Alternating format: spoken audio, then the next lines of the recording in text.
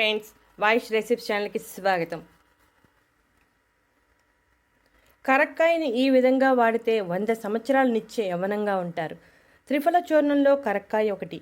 సంస్కృతంలో కరక్కాయను హరిత అని పిలుస్తారు. పిల్లల ఆరోగ్యాన్ని తల్లిలా కాపాడుతుందని ఆయుర్వేదంలో కరక్కాయను సంజీవిని అని కూడా పిలుస్తారు. కరక్కాయ ఆయుష్ను పెంచుతుంది. కరక్కాయలో ఎన్నో ఆరోగ్య ప్రయోజనాలు ఉన్నాయి. కరక్కాయను సర్వరోగ నివారణగా చెప్పవచ్చు.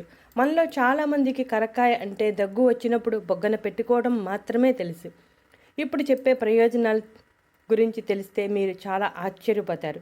కరక్కాయ తీపి, వగరు, చేదు రుచులు కలగలిపి ఉంటుంది. కరక్కాయలో ఎన్నో ఆరోగ్య సమస్యలను నయం చేసే గుణాలు ఉన్నాయి.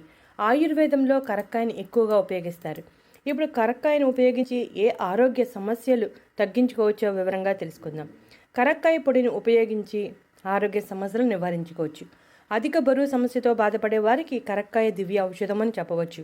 భోజనానికి ముందు 1 గ్లాసు మజ్జిగలో 1/2 స్పూన్ కరక్కాయ పొడి కలుపుకొని త్రాగాలి. ఈ విధంగా కొన్ని రోజుల పాటు చేస్తే అధిక బరువు సమస్య నుంచి బయటపడవచ్చు. 3 గ్రాముల కరక్కాయ పొడిలో అదే మోతాదులో తేనె కలిపి ఉదయం సాయంత్రం తీసుకుంటూ ఉంటే పచ్చకామెర్ల సమస్య నుండి బయటపడవచ్చు. కరక్కాయ పొడి 1 భాగం, వేగించిన పిప్పళ్ళ పొడి దానిలో సగభాగం తీసుకుని రెండింటిని బాగా కలపాలి. ఈ మిశ్రమాన్ని 1 గ్రాము తీసుకుని దానికి తేనె కలిపి ప్రతి 4 గంటలకు ఒకసారి తీసుకుంటూ ఉంటే కోరింత దగ్గు తగ్గిపోతుంది. భోజనానికి ముందు కరక్కాయ పొడిని బెల్లంతో కలిపి తీసుకుంటే పైల్స్ సమస్య తగ్గిపోతుంది. 1 స్పూన్ తేనెలో 1/2 స్పూన్ కరక్కాయ పొడి కలిపి తీసుకుంటే విష జ్వరాలు తగ్గుతాయి. కీళ్ళనొప్పులు ఉన్నవారు ఆముదంలో కరక్కాయ పొడి కలిపి తీసుకుంటే మంచి ఫలితం కనబడుతుంది. ఎక్కిళ్ళు వచ్చాయంటే 1 పట్టాన తగ్గవు.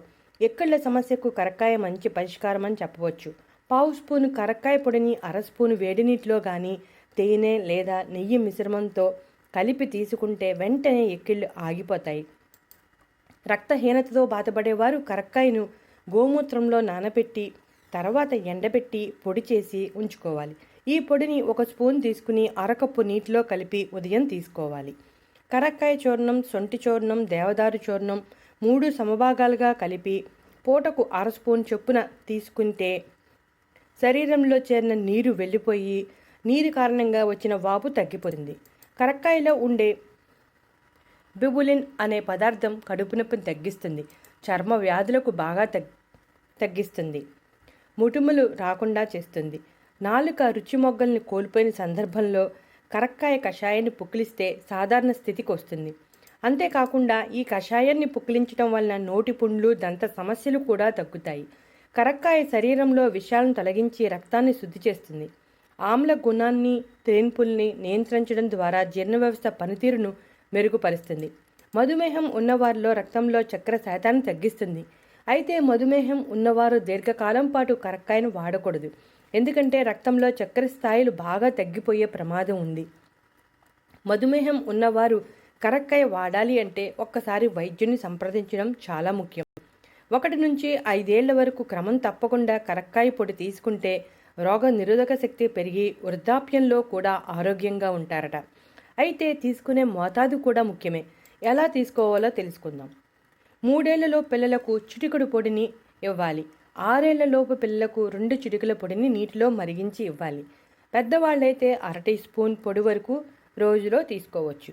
ఇలా తరచూ తీసుకుంటూ ఉంటే జలుబు, జ్వరాలు రాకుండా ఉంటాయి. కరక్కాయను అరగతీసి నుదురు భాగంలో రాసుకుంటే తలనొప్పి, కళ్ళ నుంచి నీరు కారటం వంటివి తగ్గుతాయి. అయితే కరక్కాయని ఏ ఋతువులో దేనితో కలిపి తీసుకుంటూ ఆరోగ్యానికి మంచిదో తెలుసుకుందాం. కరక్కాయను వసంత ఋతువు అంటే ఏప్రిల్, మే నెలలలో తేనెతో కలిపి తీసుకోవాలి. గ్రీష్మ ఋతువు అంటే జూన్, జూలైలలో బెల్లంతో కలిపి తీసుకోవాలి. వర్ష ఋతువు అంటే ఆగస్టు, సెప్టెంబర్లో సైంధవ లవణంతో కలిపి తీసుకోవాలి. శరత్ ఋతువు అంటే అక్టోబర్, నవంబర్లో పంచదారతో కలిపి తీసుకోవాలి. హేమంత ఋతువు అంటే డిసెంబర్, జనవరి నెలల్లో సొంటితో కలిపి తీసుకోవాలి. శిశిర ఋతువు ఫిబ్రవరి, మార్చిలో పిప్పళ్లతో కలిపి తీసుకుంటే మంచిది. ఇలా తీసుకుంటే ఎలాంటి రోగాలు దరిచేరవు. ఉదయాన్నే 1 స్పూన్ తీసుకుంటే సమస్త వ్యాధులు తగ్గుతాయని ఆయుర్వేదం చెబుతుంది.